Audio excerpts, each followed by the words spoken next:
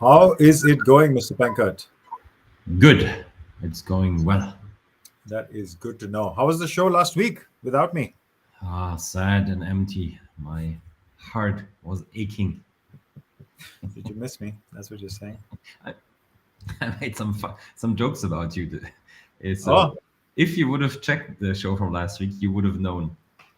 ooh. Now I have to go back and check.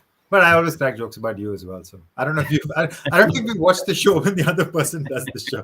No, Never. I never. No, but just I only see it like for a bit when I change the YouTube description. Yeah, and yeah, it was fully packed with NFT stuff because you weren't stopping me finally. So I obviously I saw the stories that you had on there. I was like, yes, yes, yes. but Yeah, today it's also full of blockchain NFTs. It quite a just few. it just is what it is, right? Quite a few stories on that. But before we start, Yes, you're again in a different environment. Where are I you am based? in a different environment. I'm in a different city, Benjamin. I am actually in Macclesfield, which is south of Manchester. And this environment is my daughter's bedroom. This has happened, Ben. Oh, I have my daughter was born for the millions that are watching who are interested. My daughter was born about 3 weeks early, which is why it was changed the plans and we had to react and stuff. But yeah, Mia Asha Perry, she takes her mother's name. Cheers. Was born on last Monday. So wow. I couldn't do the show, but more importantly, mother and baby are safe. And more importantly for me, this is now my office, I think, for the next however long I'm here, because everything else in the house has been taken over by the daughter. And the only thing left is her room, which is she is yet to enter. So I just hope she gets her mother's look and not yours. That's all I wish. please, I hope that she gets her mother's looks, her mother's brains, her mother's most things. The only thing, our only compromise that Charlotte, the mother, and I talked about was that Charlotte was keen on her getting my skin tone. I was like, everything else I want from her. She didn't know, I want her to have like your skin tone. She's quite white, so she's like a little bit of tan in there. Maybe that's not so bad. I was like, okay, I'll take Sounds that. doable. Sounds doable. Yeah.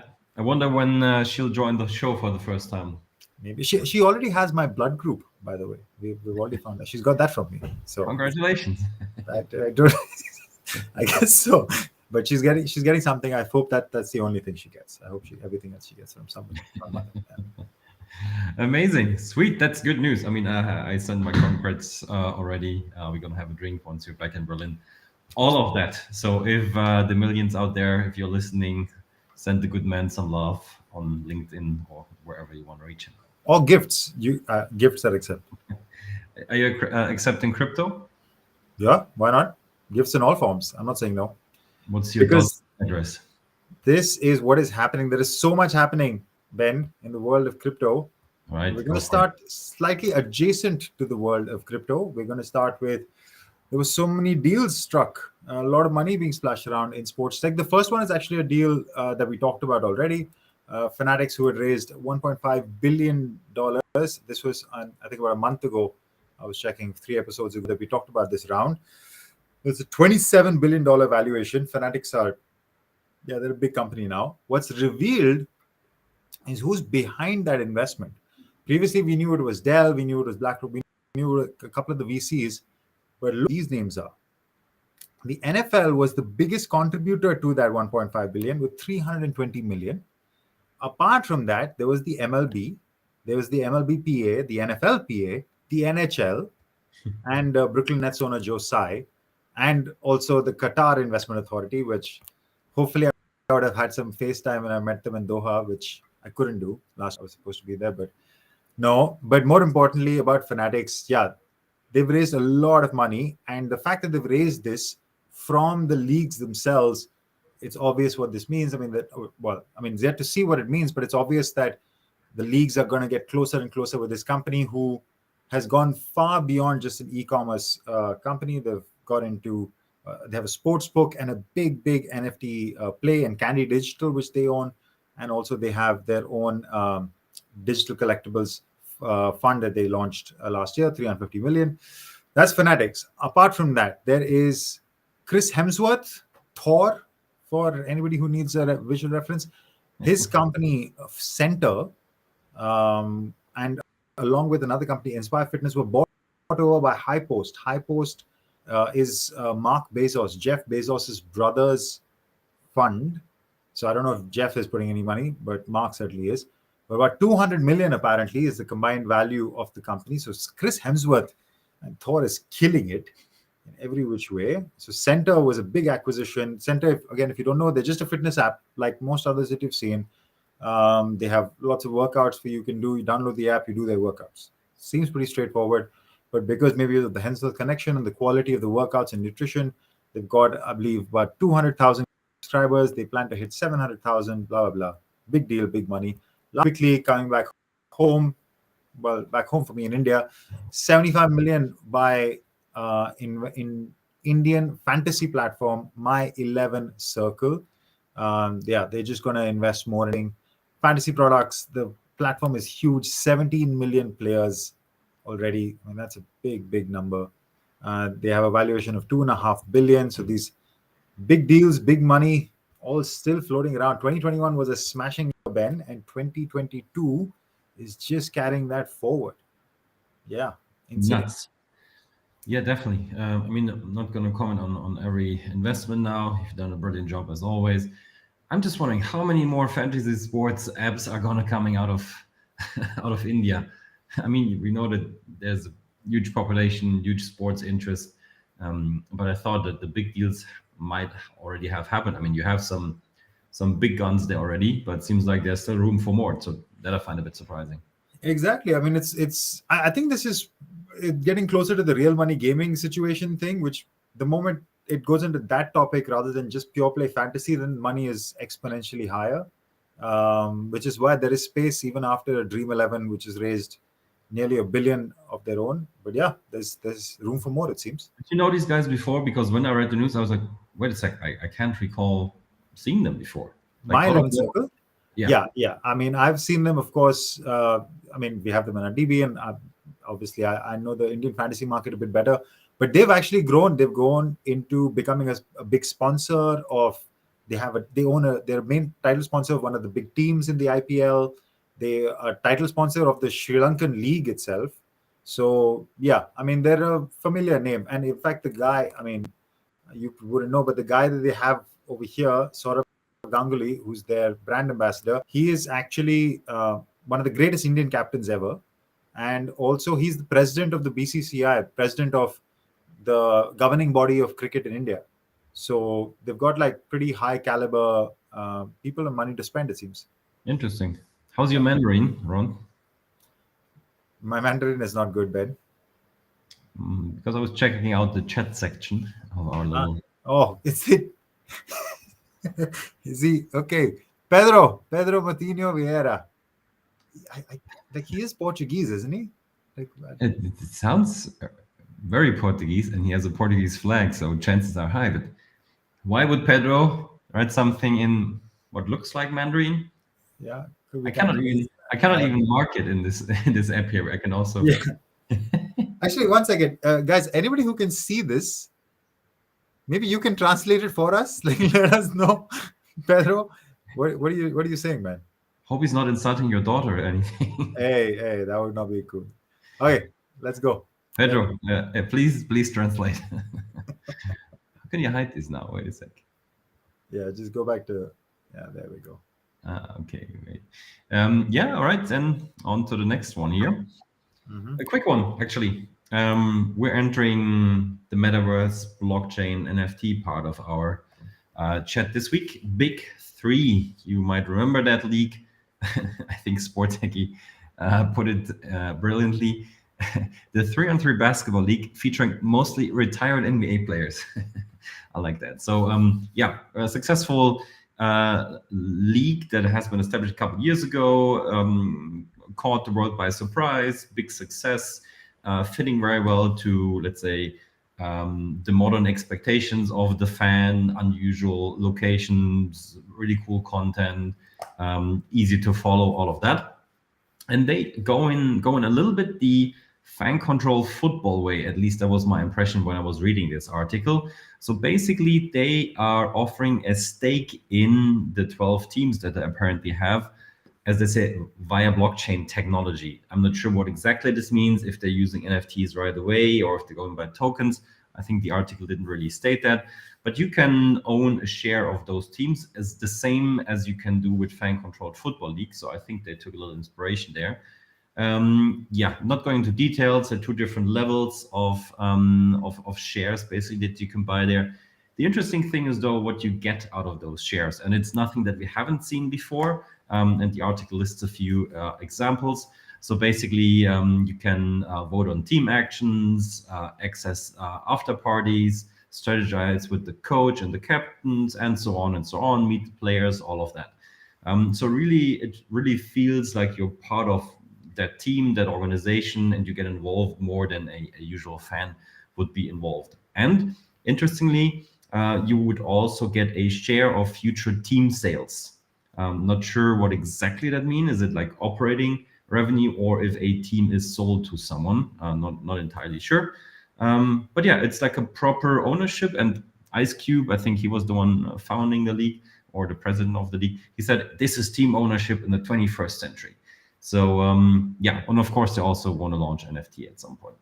Long story short, they're trying to democratize ownership in the league, basically finding a nice way to monetize the whole thing a little bit more. But if done right, I can imagine people appreciate it, because they seem to do the same in fan controlled football league. So I can understand why they do it, and I find it interesting, I have to say. What do you think? Two things. Just one slightly unrelated. You mentioned Fan Control Football League. I just had a podcast recording with the CEO, Saurabh, last week. Yeah, so that episode should come out this week. For anybody checking out, go check that out. Their league is actually launching. I think they launch on the 14th of April, the second season. Sounds super exciting. Saurabh walked me through it, so go check out that episode. Number one. Number two, Ben, I have a question for you. I mean, the idea, and we talked about it on the episode as well, the idea of fan ownership of teams, of leagues is a rising thing. DAOs, of course, allow that. This is another example of it. If you had to pick a sport where you could own a team, where would you go buy a team? I mean, I know your answer. You would go for Formula One, but I would go for. It's a good question. My first impulse was to say the NBA. I thought you'd say horses. Yeah, of course. That's a callback from an old joke. Caught me by surprise now. Yeah, but I figured you'd go with National basketball. Horse League. I would go for it. Horse Was I right with the Formula One? No, I mean, yeah, the Formula One is definitely up there, but I'd probably be more traditional and say football, just because, yeah, it's football. It's probably my sport I watch the most. But the one F1 team would be pretty cool. I cannot lie. I mean, you'd have to have a lot of money for it. A football team, you could still buy a small team somewhere and have you still need a lot of money, but but have a Formula One team, yeah. Yeah, That would be especially with, interesting. I mean, not sure if you read it in the news, but Liberty Media can renegotiate the media rights from 2023 onwards. I think Yeah. was covered in the news this week, and I think they expect a big payday there. Yeah, they do. I mean, especially the way the sport has grown in the US. We talked about Las Vegas being added to the calendar last week, or was it the week before, whatever. Yeah. Sorry? We should go there. Yes, we should. That is a very good idea. All right, you know where we should also go, Ben? To the Into Outerverse. the Outerverse. Do you know what the Outerverse is? This is interesting. Actually, I quite like the story. I just read the title, so I'm also curious because I didn't check the article. Yeah, I mean it's a bit gimmicky, obviously, the name. It's basically they're not doing any metaverse play. They literally call it the anti-metaverse. Outside is a cool company, by the way. Outside is a company that they're basically a media house. The parent company is Outside Inc. They own a lot of properties for like outdoor related sports, so hiking, running, trekking, that kind of stuff. And they have like 10, I think more than that, 10, 15 properties, digital properties. So if you're into trekking, into outdoor sports, you probably have read one of their properties. Anyway, so Outside is the parent company. They've launched a new initiative, which, as you can see, is called the Anti-Metaverse. It's a Web3 initiative. Basically, it's an NFT marketplace. All right, that's all it is. It's nothing really to do with the metaverse. This is a very clever marketing, quote unquote, clever marketing gimmick. And the idea is that they want to use NFTs to promote sustainability and get people outside. So the CEO will go on to say, yeah, Robin Thurston says, "There is not my goal to get people to spend more time in VR or inside screens. It is to be outside." How they do this is the platform, NFT marketplace with a mission. The first outdoor marketplace committed to promoting sustainability with the help of blockchain, where every NFT will be, so it's just an NFT marketplace. They're inviting creators, people from the outdoor sports community, artists, etc., to come and create NFTs for outdoor sports. So I can imagine there'll be lots of beautiful pictures of, as you can see here, mountains and forests and rivers and like also all trails and all that kind of stuff. But the NFTs will be carbon neutral. 20% of the revenue will go to sustainability projects. And also, you can earn the NFTs by spending time outside. That is their core philosophy. I mean, yeah, there'll be drops with world benefits. You see all of this on all NFT launches. You'll get lots of discounts and rewards. But you will deliver the digital caffeine with interactive rewards for going on peaks. So cleaning up peaks, trail maintenance, setting best, if you sleep, apparently, and even meditation. Yeah, so this is the marketplace that they're launching. They're calling this as a big new part of their big new vision. It'll drop in early June. Yeah, I think that was already mentioned here. It launches in 60 days. And yeah, the mission to sustainability, all that. So, saying little marketing gimmick, just wanted to add that there are other outdoor, let's say, promoting NFTs or outdoor sports promoting NFTs. National parks is one, which is where you can go and do treks and stuff and earn points for outdoor gear and experiences. And even for running, we saw this recently. There are bike clubs, there are running clubs. I covered that last week. You did already, correct? I think I saw that. That's right. So yeah, so lots of interesting stuff in the outdoor sports space. Yeah, tricky. I mean, I like that they're focusing on one group, obviously, like the outdoor active ones, which is a very lucrative target group to have, as we found out latest during the lockdowns of the world. But if this is the solution, I remain skeptical. If it's just a bunch of nice pictures, not sure if it's enough to create a marketplace. And this is needed in the first place to get to all the rewards and perks that they're planning to offer. So yeah, I mean, I don't know. It's difficult. I think it's one of those things that it could work. It could work if it's a community play. It's for the community by the community. So it's I don't think it's going to suddenly get too many people from outside to come in and start doing outdoor sports, but people who already do it, and the small tech savvy group, the minority within them, maybe they might gravitate towards it. Yeah, I like the gimmick though. I like Outerverse. That's what I like most about this story. Sweet. Then finally getting to my favorite topic. And this is only going to be a quick run through because there was so much happening this week. The show is not long enough to do all of this in detail. 4 news out of the NFT space I would like to share with you. The first one is a very simple one. Next season, whenever that is starting onwards, the MLB will also give commemorative NFT tickets to whoever purchases one to the real game. So this is not a ticket that gives you access to the game. It's more just a digital collectible on top of the ticket that you anyways buy. And I think this is an obvious and good move. The article even said they are thinking about including a moment from that game, and they will also include, I think, the section and the seat that you were sitting on. So really nice ticket or NFT to publish.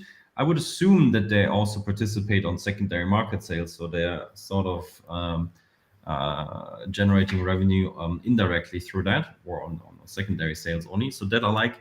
And they also offer two more forms of NFTs connected to the tickets. Not going to give you too many details, but it's for season ticket holders. They offer something, and something as their EVP of business development, Kenny Gersh, shared is more like those bobblehead figures that you would get when you get to the stadium. So dropping some additional NFT when you are actually in the venue. I'm not sure how exactly that differentiates from the first one that they're mentioning. That wasn't entirely clear. But the main point is, whenever you buy a ticket for MLB games from next season onwards, you can also get a nice NFT ticket on top, which is a nice way to lead the audience more into the NFT space, I would say. Then we had a bunch of more news. First one was interesting because, I mean, it's about the Euro Championships coming up 2024 onwards, and we are so used to have our Panini stickers for that tournament. This is over because Panini got ditched by UEFA. They are using Topps, which makes sense because they already gave the Champions League rights to Topps and now a bunch of other tournaments. Let me quickly find that section for you. The partnership also covers the European soccer body's national team competitions up to Euro 28, including the Nations League finals and Women's Euro 2025. So a bunch of additional tournaments as well. So that is number one that we found also interesting. One quick word: Topps is also owned by Fanatics, by the way. Just yes, exactly. Yeah, worth mentioning that those guys are everywhere. The next one, and that announcement I saw live because the company made it at the non-fungible conference in Lisbon that I was attending this week. OneFootball is entering the NFT game. It was in the making for a while. We talked about it when they published their job announcement, their job ad for someone in that area. And now they have launched Era, what they call the #1 football NFT marketplace. And they're going to kick things off this month with what you see on the right-hand side. It is their first drop. It's called Hatrix, and with 3T. It means you have to collect 3 NFTs from one player to get a special reward. And they are starting with a bunch of interesting players. I think it was Rafael Varane, Ter Stegen, Alphonso Davies, Robin Gosens, and Sadio Mane. So they're going to be part of the first drop. So different cards, and if you have 3 different ones from one player, I think they segregated it by skills. Then you get a special add-on from that player, whatever that might be. But what the even more interesting thing is who their partners are in this collaboration. And they are, and I'm not sure if it's actually on the website, but they are partnering with 2 heavyweights. Here we go. So they are partnering with none other than Animoca Brands and Dapper Labs, which then also leads to the fact that they're going to use the Flow blockchain. So very interesting partners, should definitely contribute to a high quality NFT. And of course, OneFootball, as we know, has interesting shareholders, 12 of the biggest football clubs in the world, biggest names out there. And they, I guess, have the rights for some of those as well and can use them in their NFT production. So that is interesting. And just to finish this quickly and then get your opinion on whichever one you want to comment on. Last but not least, we have Autograph signing another deal, this time with ESPN. And coincidentally, their collaboration is starting when there is a documentary about Tom Brady, Man in the Arena, starting on ESPN soon, and therefore Autograph, partly owned by Tom Brady, is of course issuing a few NFTs that match very well to this documentary. Long story short, from all these announcements, lots of deals happening again. The MLB doing those tickets. Oh, by the way, with Candy Digital owned by Fanatics. UEFA partnering with Tops for the upcoming tournaments. Tops part of Fanatics. OneFootball working with Animoca and Dapper Labs. ESPN working with Autograph. So the big ones out there, the 3, 4, 5 that we have, are grabbing more and more and more. And I think it's becoming harder and harder for new companies to get a piece of that cake. So they're really putting their flags in there and securing market share. So that was a long monologue about those 4 things. What caught your interest the most, or anything that you want to comment on? No, actually, I was going to say exactly what you said at the end, that this is just the bigger getting bigger. And I think it'll be really difficult for another NFT player to come in unless they come super well funded. To come in and break through. But no, I think of the 4, I'd probably say the OneFootball one is the one I'm most curious about, to see how that actually looks, what the interface is like. Is there any sort of utility on the tokens? Is it just on the NFTs? Is it just purely a collectible? Yeah, let's see. Yep, good questions.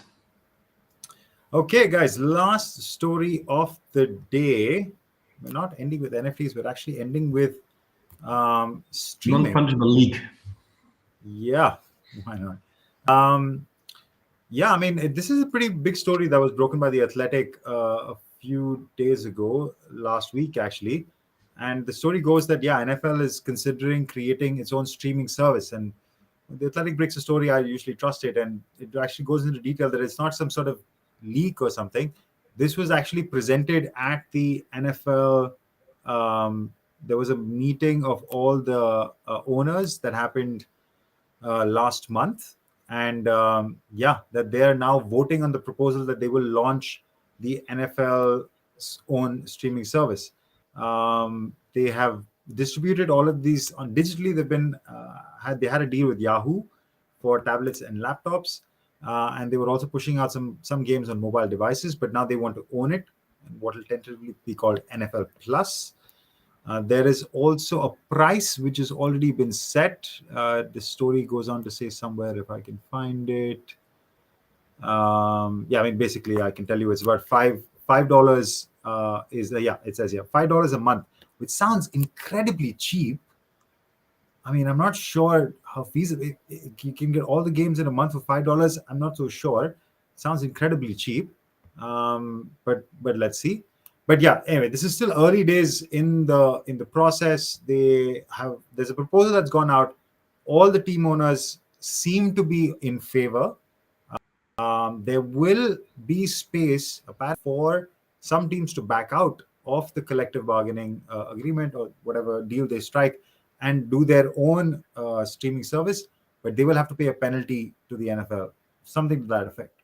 Yeah, if they want to go out on their own. So this could be an interesting one to watch. The NFL is also looking for a Hollywood partner for their sports studio. So NFL Studios, NFL Films, it's called, is really well known. I mean, they produce quality content. I don't know if they're involved in the Tom Brady production docuseries that you were talking about, Ben, but apparently they put out a lot of content. I have not seen any of it, I'll be honest, but apparently it's very well rated. And everybody's going on and on about The Last Dance and Drive to Survive and etc. And there are more of these coming out.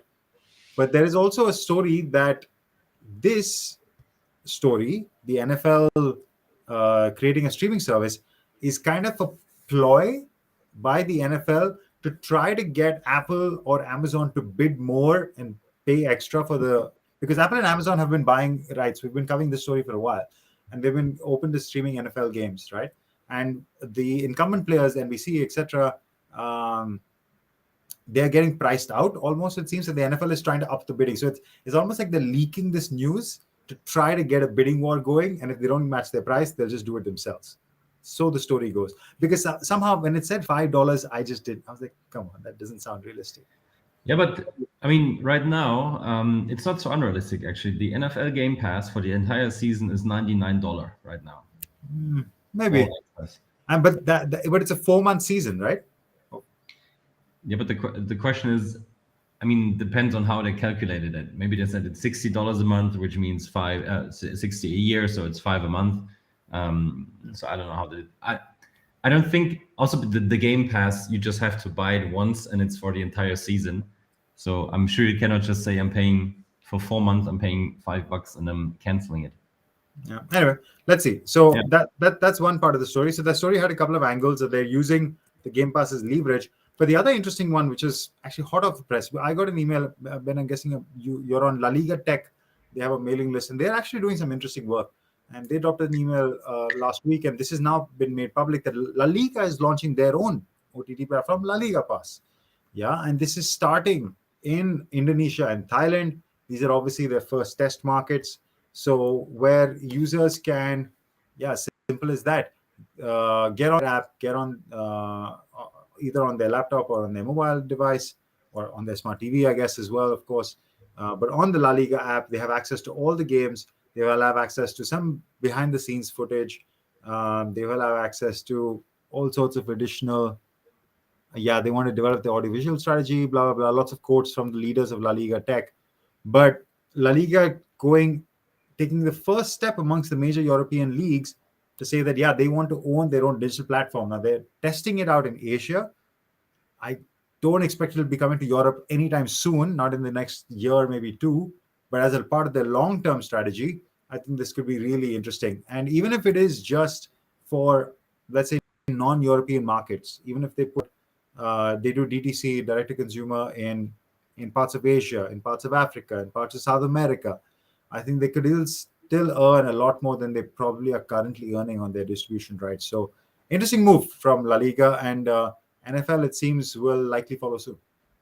Yeah, I'm curious how many people are gonna get a VPN for Thailand and buy the LaLiga Pass for cheap. Yeah, no, but I mean, interesting shift in not necessarily power, maybe power, I don't know, but monetization or strategy. And yeah, if those guys are testing it, I mean, the big leagues in the US have done something similar with the Game Pass, for example. So it's a concept that can work, especially if you have a globally interesting product. So yeah, I think chances are good that it's going to work. But yeah, I think with the NFL, to me, it really feels like they just want Apple or Amazon to take the bite. Yeah, exactly. Nice fun with Apple taking a bite. But last one, Ben, before we go, we're about a month away from the playoffs. The Lakers got dumped. Finally, I think it was 2 days ago. Yeah. They're officially out. Who's your shot? It's still early, I know, but who you for? I mean, lots of teams are candidates. I think the Phoenix Suns are going to make it this time. I mean, amazing team, obviously, and I like to bet on the teams who were close in the season before the tournament before. That's why my bet was on France at the last, what was it, World Cup, right? Because they had this Lost the Euros against Portugal. lost the Euros in this weird final. So I think them having the experience from last year's playoffs with lots of guys in their prime, knowing what to do, having that extra motivation. So I think the Suns are going to make it. Well, that logic is very good for me because that means England wins the World Cup. I mean, let's stay realistic here, right? You said it. I'm taking your logic. Yeah. It technically would make sense, but it's still England. It'll come home. Yeah. It'll come home sometime. All right, that's the show, guys. Thanks, everyone. Have a good one. Cheers. Bye.